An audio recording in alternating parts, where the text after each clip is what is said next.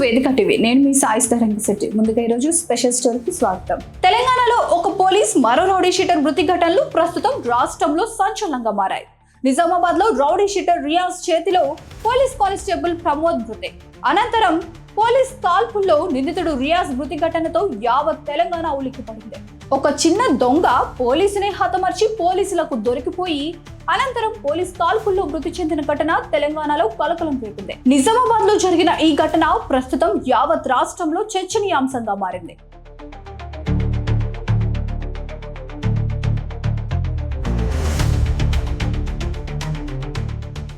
అసలు ఇంతకీ ఏం జరిగిందో చూద్దాం.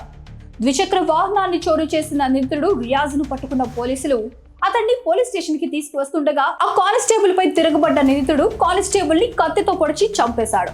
నిజామాబాద్ లోని హస్మి కాలనీకి చెందిన 24 ఏళ్ల రియాజ్ ను పట్టుకునేందుకు సిసిఎస్ కానిస్టేబుల్ ప్రమోద్ ఆ కాలనీకి వెళ్లాడు.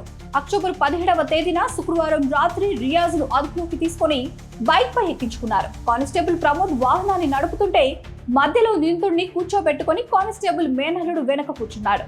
సిసిఎస్ ఠాణాకు నిందితుడిని తీసుకువస్తుండగా వినాయక్ నగర్ వద్ద నిందితుడు కత్తితో కానిస్టేబుల్ ని ఛాతీలో పొడిచాడు. ఆపేందుకు ప్రయత్నించిన ప్రమోద్ మేనల్లుడిపై దాడికి దిగాడు. ఈలోగా మరో 2 వ్యక్తులు ద్విచక్ర వాహనంపై వచ్చి రియాజ్ ను తీసుకెళ్లే ప్రయత్నం చేశారు. అప్పుడే అక్కడికి చేరుకున్న ఎస్ఐ విఠల్ అడ్డగించడంతో ఎస్ఐ పైన కూడా కత్తితో దాడి చేసి నిందితుడు పరారయ్యాడు. హుటాహుటిన కానిస్టేబుల్ ప్రమోద్ ని ఆసుపత్రిలో చేర్పించినా ఫలితం లేకుండా పోయింది. తీవ్ర గాయాల పాలైన కానిస్టేబుల్ ప్రమోద్ మృతి చెందాడు.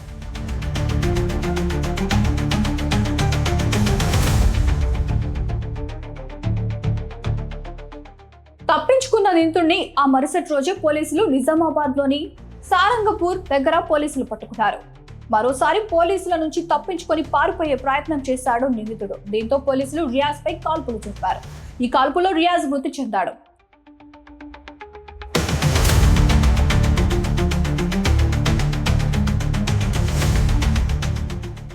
రియాజ్ ది నేర చరిత్ర.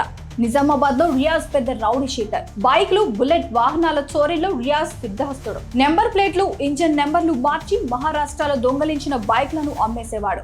నిజామాబాద్, బోధాన్, ఆర్మూర్ పిఎస్ లలో రియాజ్ పై కేసులు ఉన్నాయి. గత 3 ఏళ్లలో రియాజ్ పై మొత్తం 40 కేసులు నమోదయ్యాయి. రియాజ్ 3 సార్లు అరెస్ట్ అయి బెయిల్ పై బయటకు వచ్చాడు.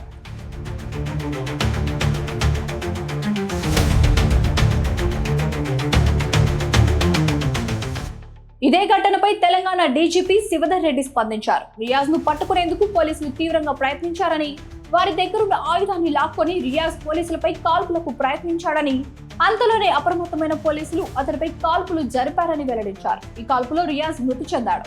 ఆదివారం అతన్ని పట్టుకునే సమయంలో స్థానికుడు ఆసిఫ్ పై కూడా రియాజ్ దాడి చేశాడని డీజీపీ తెలిపారు. మరోసారి కానిస్టేబుల్ ని గాయపరిచిన పోలీసుల నుంచి పారిపోయేందుకు రియాజ్ ప్రయత్నించినట్టు డీజీపీ స్పష్టం చేశారు.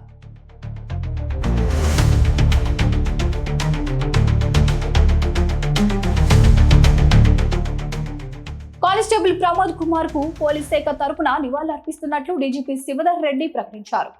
కాల్పుల్లో మృతి చెందిన ప్రమోద్ కుటుంబానికి అండదండగా ఉంటామని వెల్లడించారు. రాష్ట్రంలో శాంతి భద్రతల పరిరక్షణకు పోలీస్ శాఖ కట్టుబడి ఉన్నట్టు తెలిపారు డీజీపీ. నేరస్తులు ఎంతటి వారైనా కఠినంగా వ్యవహరిస్తామని స్పష్టం చేశారు. ప్రమోద్ కుటుంబానికి 1 కోటి రూపాయల పరిహారం ప్రకటించారు. 300 గజాల ఇంటి స్థలాన్ని కూడా ఇస్తామని ప్రకటించారు. పోలీస్ భద్రత వెల్ఫేర్ బోర్డుల నుంచి 24 లక్షల రూపాయల పరిహారం అందించనున్నట్టు కూడా డీజీపీ ప్రకటించారు. రౌడీ షీటర్ రియాజ్ మృతితో నిజామాబాద్ లో స్థానికులు బాణాసంచా కాల్చి సంబరాలు చేసుకున్నారు.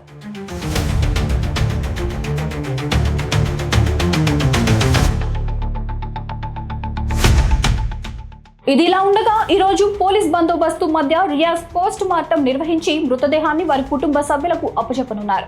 మరోవైపు రియాజ్ ఎన్కౌంటర్ బూటకమని, దీన్ని హైకోర్టు సుమోటోగా స్వీకరించి సిట్టింగ్ జడ్జితో న్యాయ విచారణ జరిపించాలని మానవ హక్కుల వేదిక కోరింది. చూసారు కదా, ఇది వాటి స్పెషల్ స్టోరీ. మరొక స్పెషల్ స్టోరీతో మళ్ళీ కలుద్దాం. అంతవరకు చూస్తూనే ఉండండి వేదిక టీవీ. ప్లీజ్ సబ్స్క్రైబ్ టు వేదిక టీవీ.